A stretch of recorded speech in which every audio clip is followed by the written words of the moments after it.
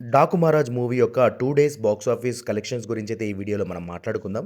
2 రోజుల్లో దాదాపు 55% రిటర్న్స్ అయితే తీసుకొచ్చింది 'డాకు మహారాజ్' చిత్రం. బాలయ్య బాబు గారి కెరియర్‌లోనే బిగ్గెస్ట్ గ్రాసర్‌గా ఈ మూవీ నిలవబోతుందనయితే చెప్పొచ్చనమాట.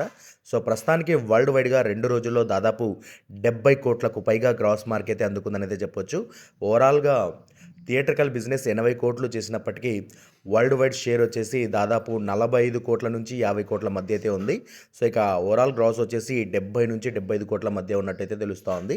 సో, ఇప్పటికే 55% రిటర్న్ తీసుకొచ్చినటువంటి ఈ చిత్రం 3 రోజుల్లో 100,00,00,000 గ్రాస్ మార్క్‌నైతే ఈజీగా అధిగమించి బాలయ్య బాబు గారి కెరియర్‌లో one of the biggest opening మూవీగా నిలుస్తుందనైతే చెప్పొచ్చనమాట. సో, ఈ చిత్రంతో బాలయ్య బాబు గారు తొలిసారి 100,00,00,000 షేర్ మార్క్‌ని ఈజీగా అందుకోబోతున్నారనైతే చెప్పొచ్చు.